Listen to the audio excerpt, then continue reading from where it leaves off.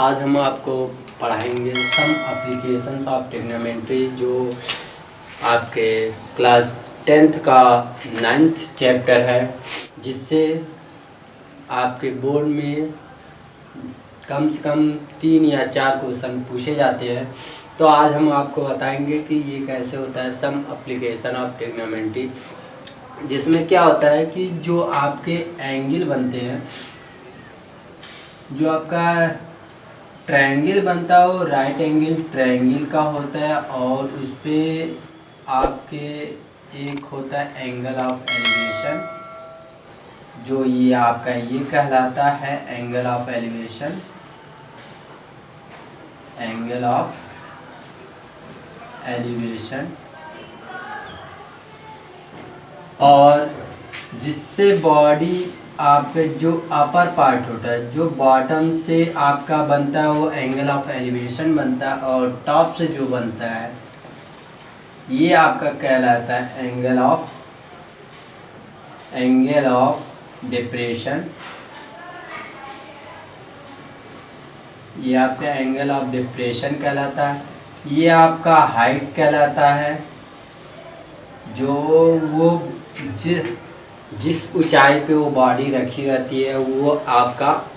और ये बॉटम है, ये आपका बॉटम मतलब जो आपका बेस होता है जहाँ पर बॉडी रखी रहती है वो आपका कहलाता है। जैसे आपका मान लो कि एक आपकी बिल्डिंग है, अब उस बिल्डिंग से मतलब उस बिल्डिंग तक जो आप यहाँ एक आपके सामने बिल्डिंग खड़ी हुई है, आप उससे थोड़ी सी दूरी पर मान लो कि x दूरी पे आप खड़े हैं, अब उस पर देख रहे हैं, जो आपके उससे एंगल बन रहा है वो आपका कहलाता है एंगल ऑफ एलिवेशन।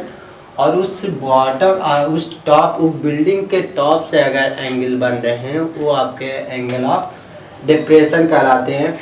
तो इसमें हमें ये रहता है कि आपको पूछा क्या जाता है, उसमें पूछा ये जाता है कि ये आपकी इस बॉटम की मतलब जो एंगल बन रहा है वो दूरी क्या है, वो स्लैंट हाइट क्या है, और एक आपका पूछ देता है कि आपकी ये जो हाइट है ऊंचाई, वो बिल्डिंग की ऊंचाई कितनी ऊंची वो बिल्डिंग बनी हो वो पूछता है।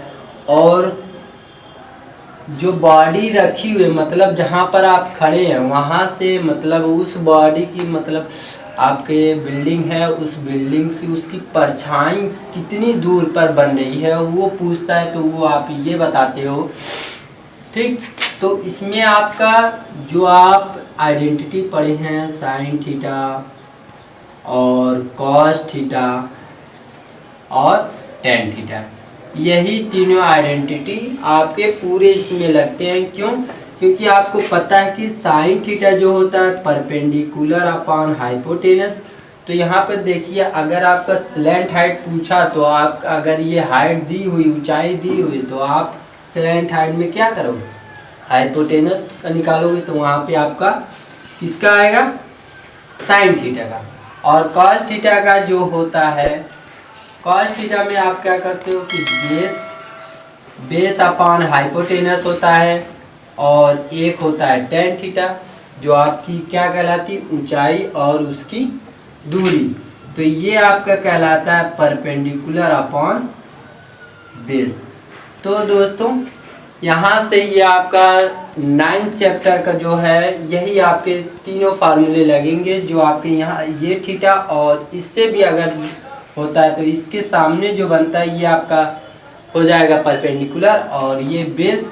तो यहाँ से भी आपका टेन और साइन कॉस लगेगा, और यहाँ से भी ये थीटा अगर होता है तब भी आपका क्या होगा, तब भी आपका जो कि यही दोनों साइन टेन और कॉस यही तीनों आपके पूरे उसमें एप्लीकेशन में लगेंगे। तो दोस्तों इसके बाद हम आपको बताएंगे कौन से इस चैप्टर का इम्पॉर्टेंट क्वेश्चन है जो आपके बोर्ड में पूछे जाएंगे ज़्यादातर, और वो पूछे भी जाते हैं आपके। हम 10 साल से लेकर जितने क्वेश्चन पूछे जाते हैं उसके बारे में हम बताएंगे, जो आने वाला आपका एग्ज़ाम है 2021 का, उसमें जो पूछे जाएगा उसके बारे में आपको डिटेल इसके बाद जो वीडियो आएगी उसमें आपको बताया जाएगा।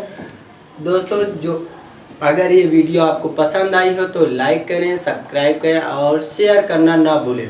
ज़्यादा से ज़्यादा शेयर करेंगे तो आपके जितने भी होंगे उनको इसकी जानकारी मिलेगी और उनको ये पता चलेगा कौन सा एंगल ऑफ एलिवेशन होता है और कौन सा एंगल ऑफ डिप्रेशन। ज़्यादातर बच्चों को ये नहीं पता होता एंगल ऑफ डिप्रेशन बनता कैसे है। तो एंगल ऑफ डिप्रेशन जो है आपका किससे बनता है, हॉरिजॉन्टल से जो बनता है हाइपोटेनस से, उसका वही आपका कहलाता है एंगल ऑफ डिप्रेशन। तो थैंक यू दोस्तों।